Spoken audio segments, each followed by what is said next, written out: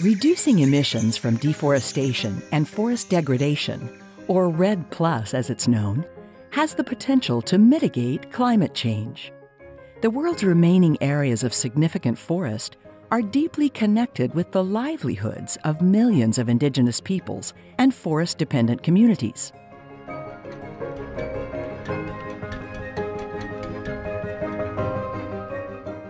For this reason, the United Nations Framework Convention on Climate Change took a series of decisions to ensure their rights are protected.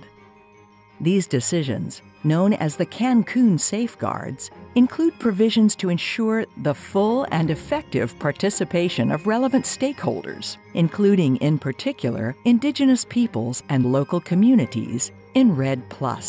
The UN REDD program has been supporting countries to respect these safeguards. In Asia-Pacific, countries are putting in place mechanisms to promote the full and effective participation of stakeholders, especially forest-dependent stakeholders. Countries are learning the importance and value of supporting civil society organizations and indigenous peoples to participate meaningfully and constructively in REDD+. Most of the world's remaining forests are homes to the millions of indigenous people. So when you talk about forest, you're talking about the indigenous peoples living inside. In Vietnam, for example, we have 25 million people living in the forest. Sri Lanka is a highly populated country, so you get many different groups of civil society organizations and stakeholders. And we have a very small amount of forest which is to be protected for various purposes. So it is very important for us to get their involvement in REDD+ activities to conserve our forests. If some of stakeholders not involved, it is not success for the implementation. REDD+ has pioneered channels for dialogue and participation between governments, civil society organizations, and indigenous peoples. In some countries, the governments are being more open to engage with the indigenous peoples and civil society. Indigenous peoples have been able to achieve some representations at the national level, particularly in some of the REDD+ bodies and working groups. This is the first time in Vietnam that ethnic minority person can join decision-making bodies at national level. Before REDD+ in Myanmar, we can never talk about indigenous people right or FP, but now with REDD+, we can talk about our right, our concern. Now the government also come up with like ethnic right protection law. In there also EPIC is mentioned. Now we see a little bit positive change. The Department of Forest and the Ministry of Environment and Forest, they are more interested than before in engaging indigenous peoples. Countries are discovering a number of opportunities and challenges to full and effective participation. This is important learning as governments and stakeholders innovate and improve together. Indigenous peoples and civil society need to organize themselves and represent their constituencies to participate effectively. Supporting this self-organization is critical to leverage and strengthen their networks and representative bodies.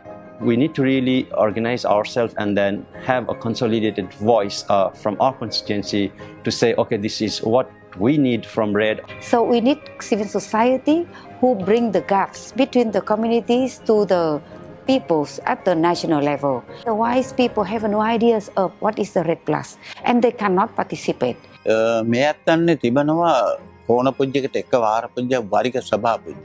Kepunyal hayamak, ampunyal hata dekamak, menigaj jumak gacino. Mandu kerana me atau sahaja punjam mandu kerana me redkin me wada punjam manggacene kemal matamai me atau kata daman ni. Nobete Cambodia Ratha Bal Ban Kuchum Sapsai Jamui Angka Sangkom Supul Kodochon Chet Dam Petik Hoi Dambai Oi Chon Chet Dam Petik Yol Pi Sarak Samkhan Nei REDD មួយទៀតហើយបានបង្កើតបណ្ដាញរ៉េតបូកក្នុងក្រុមប្រក្រោះយោបល់ចារ៉េតបូកតាំង15ខេត្តក្រុងនេះចា ហើយក្រុមប្រក្រោះយោបល់នៅថ្នាក់ជាតិចា៎ Civil society organizations and indigenous peoples are working with governments to integrate their perspectives, needs, and knowledge into REDD+. Ideally, their participation should result in strategies, policies, and activities that reflect the voice of all stakeholders. The participation of indigenous peoples and civil society in REDD+ faces a number of challenges. In particular, it has to be focused, addressing the drivers of deforestation and informing national policies and measures that will actually bring REDD+ results. In addition, the participation of indigenous peoples and civil society should serve to build partnerships for the effective implementation of REDD+.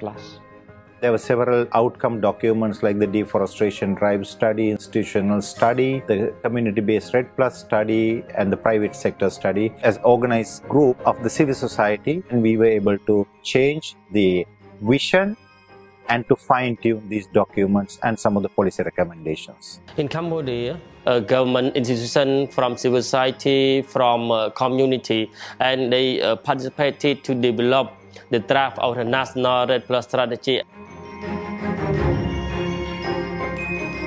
The government needs to sensitize their officials, especially those ones who are working with indigenous peoples. I think information would be the most important thing, so that we know what's happening. We are invited to attend meetings, to provide inputs, but I think it would be better that we can be involved at the real work of the REDD process. One of the things we are not clear at the moment is what will be our role in the long term. We also want to get the support from the different line ministry and support from the parliament on REDD+. Give them a clear message, and it should include how they can involve in forestry activities as well as what sort of benefits they can gain out of their involvement.